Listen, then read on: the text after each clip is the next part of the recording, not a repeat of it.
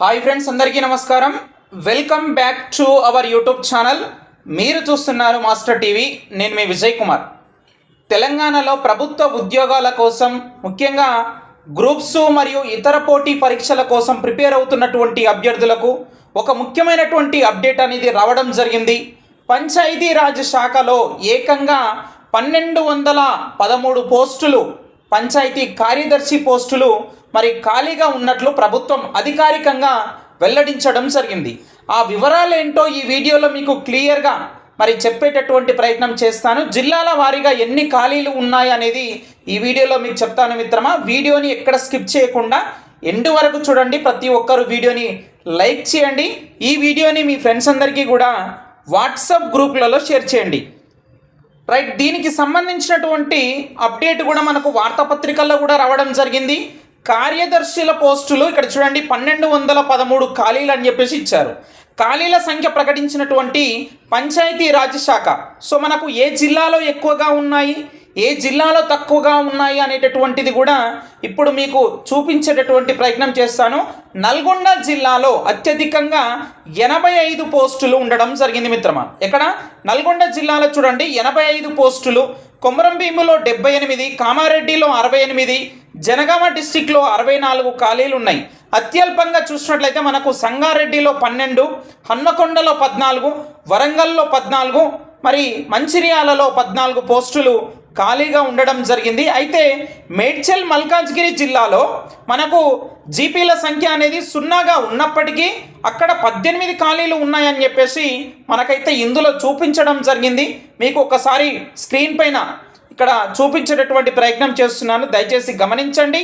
మనకు దీంట్లో ఏ జిల్లాలో ఎన్ని పోస్టులు ఉన్నాయనేది ఒకసారి గమనించినట్లయితే ఇక్కడ చూడండి జయశంకర్ జిల్లాలో చూడండి 49 పోస్టులు, అలాగే కొమరంభీం జిల్లాలో 78, మంచిర్యాలలో 14 పోస్టులు, ములుగు జిల్లా 37, పెద్దపల్లి పోస్టులు. టోటల్గా ఇక్కడ చూసినట్లయితే మనకు జోన్ వైజ్గా ఇవ్వడం జరిగింది కదా.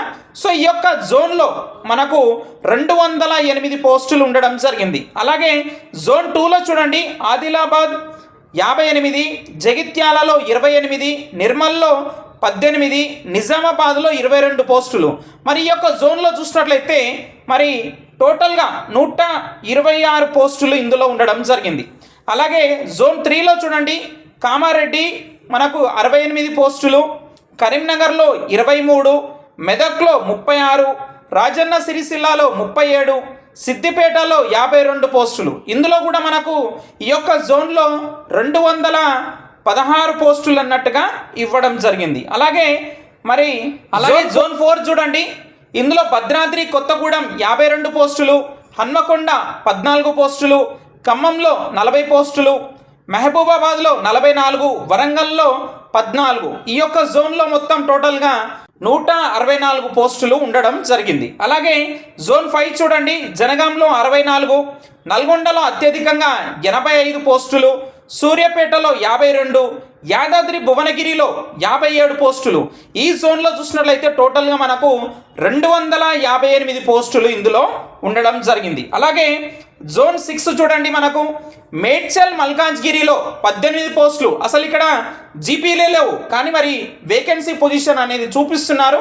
ఇక రంగారెడ్డిలో 27, సంగారెడ్డిలో 12, వికారాబాద్లో 24. టోటల్గా ఇక్కడ 81 పోస్టులు. అంటే ఈ జోన్ వైజ్గా చూసుకుంటే కనుక ఓకే.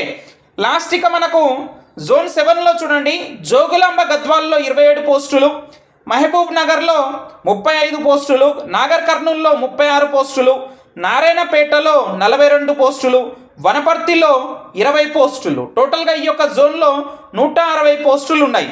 ఓవరాల్గా చూసుకుంటే కనుక మనకు అన్నీ కలిపి అన్ని జోన్ల వారీగా జిల్లాల వారీగా చూసినట్లయితే 1213 ఖాళీలు ఉన్నట్లుగా తెలపడం జరిగింది. మరి ఈ యొక్క ఖాళీలన్నీ కూడా మనకు డైరెక్ట్ రిక్రూట్మెంట్ ద్వారా మరి నోటిఫికేషన్ అనేది వస్తుందా సార్ అంటే అది ప్రభుత్వం మీద ఆధారపడి ఉంటుంది. కానీ పంచాయతీరాజ్ శాఖలో ఈ యొక్క ఖాళీలు అనేవి ఉండడం జరిగింది.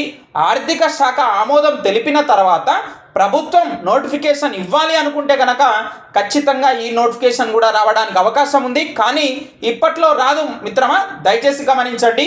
మీరు లాంగ్ టర్మ్లో ఈ నోటిఫికేషన్ని దృష్టిలో పెట్టుకొని కూడా ప్రిపేర్ అయ్యేటటువంటి ప్రయత్నం చేయవచ్చు. ఎలక్షన్ టైంలో దాదాపుగా మనకు ఒక 6 నెలల ముందు 8 నెలల ముందు ఖచ్చితంగా ఈ యొక్క నోటిఫికేషన్ అనేది రావడానికి అవకాశం ఉందని చెప్పేసి గమనించండి. సో దీనిపైన మీ యొక్క ఒపీనియన్ కానీ మీకు ఉన్నటువంటి డౌట్స్ ఏమన్నా ఉంటే కనుక ఖచ్చితంగా కింద కామెంట్ చేసేటటువంటి ప్రయత్నం చేయండి. ఇక్కడ మీరు గమనించవచ్చు zone wise vacancies panchayati secretaries as on మనకు 1 మే వరకు ఉన్నటువంటి ఖాళీలను పంచాయతీరాజ్ శాఖ ఇక్కడ మనకు చూపించడం జరిగింది. అఫిషియల్గా ఈ యొక్క డేటా అనేది మనకు బయటికి ఇవ్వడం జరిగింది మిత్రమా. సో దీనికి సంబంధించి మీకు ఏమైనా డౌట్స్ ఉంటే కామెంట్ రూపంలో అడగండి. వీడియోని తప్పకుండా లైక్ చేసి వెళ్ళండి. Thank you very much.